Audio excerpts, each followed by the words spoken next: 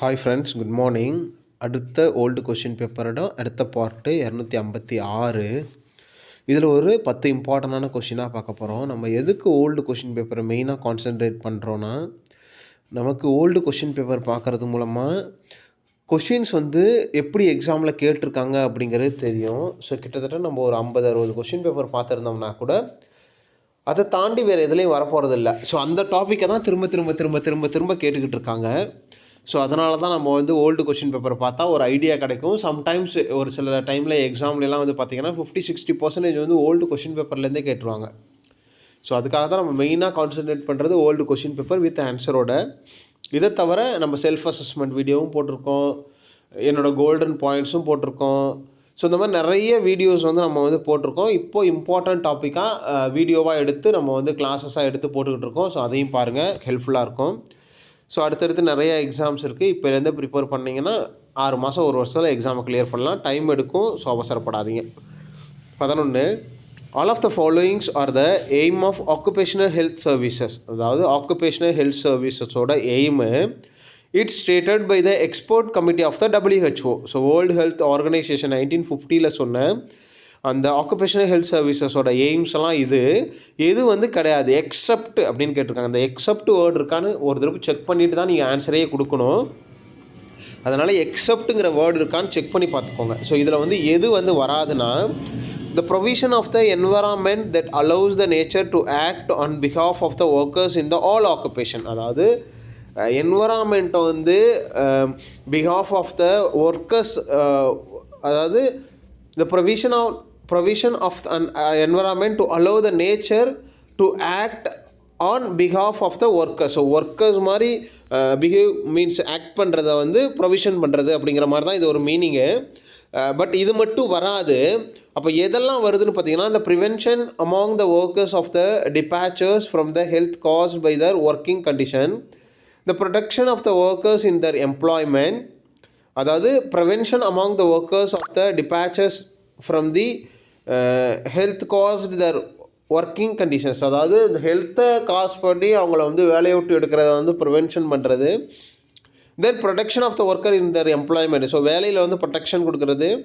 The promotion and maintenance of the highest degree of the physical mental social wellbeing of the workers in all occupation. So promotion and maintenance. So அவங்களோட health கண்டிஷனை promote பண்ணுறது and maintain பண்ணுறது. இது all செக்டாரில் பண்ணணும். இதெல்லாம் physical mental and சோசியலாக பண்ணணும் அப்படிங்கிறது தான் இதோட aim.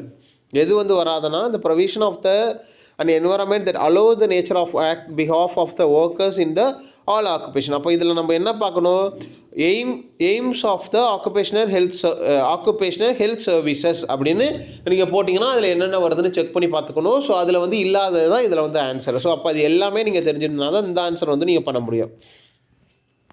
Question number 2, which of the following is not included in the affective domain of the Bloom's taxonomy? அதாவது which of the following is not included. So இந்த affective domain of the Bloom's டாக்ஸானமியோட educational ஆப்ஜெக்டிவ்ஸில் எதெல்லாம் வராது அப்படிங்கிறதான் question. Not included accept ரெண்டுமே ஒரே meaning தான்.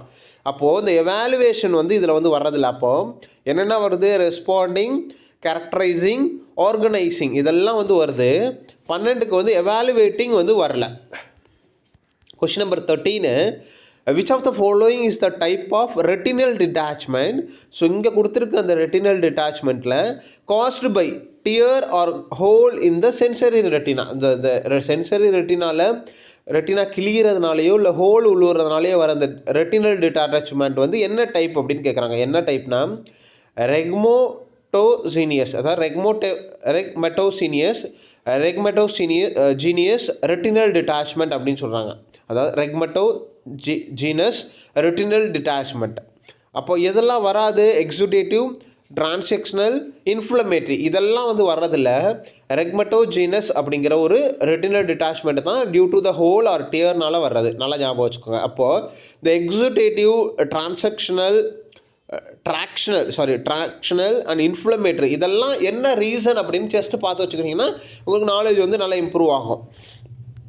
Question number 14, which is the procedure is which one of the one or both clavicle. So இந்த எந்த ப்ரொசீஜர் வந்து ஒரு கிளாவிக்கலையோ இல்லை 2 கிளாவிக்கலையோ or cut to the reduce the biacromial diameter in case of shoulder dystocia. So shoulder dystocia இருக்குது அப்படின்னா அந்த பயோக்ரோமியல் டியாமீட்டரை வந்து ரெடியூஸ் பண்ணுறதுக்கு ஒரு கிளாவிக்கலையோ 2 கிளாவிக்கலையோ கட் பண்ணி விட்டு அதுக்கப்புறம் வந்து அவங்க வந்து அந்த டெலிவரியை கண்டக்ட் பண்ணுறது வந்து பார்த்திங்கன்னா இதை என்ன மெனோவர் அப்படின்னு சொல்கிறாங்கன்னா கிளிடாட்டமி அப்படின்னு சொல்கிறாங்க. என்னது கிளிடாட்டமி அப்படின்னு சொல்கிறாங்க. அப்போ பலிடாட்டமி,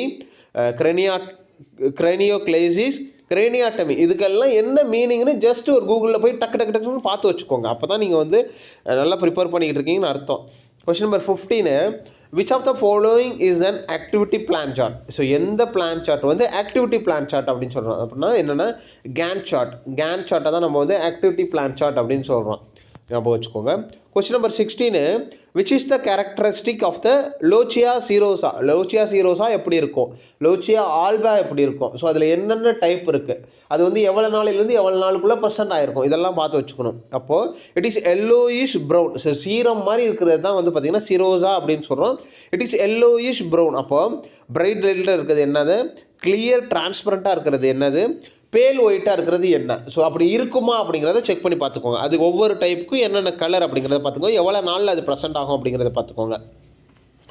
17, which of the following is the physical indication of the pregnancy in which the asymmetry of the enlarged uterus. So இங்கே வந்து ஃபிசிக்கல் இண்டிகேஷன் அப்படின்னு ஒன்று சொல்கிறாங்க. ஃபிசிக்கலாக உங்களுக்கு வந்து ஒரு இண்டிகேஷன் இருக்குது, என்னன்னா ப்ரெக்னன்சியாக இருக்காங்க அப்படிங்கிறது. அப்படி என்ன இருக்குன்னா asymmetry of the enlargement of the uterus. So யூட்ரஸில் வந்து ஒரு என்லார்ஜ்மெண்ட் இருக்குது, அது வந்து ஏசிமெட்ரியாக இருக்குது, 2 பக்கமும் இல்லை, மேலேயும் கீழே இல்லை, ஒரே பக்கத்தில் மட்டும் இருக்குது.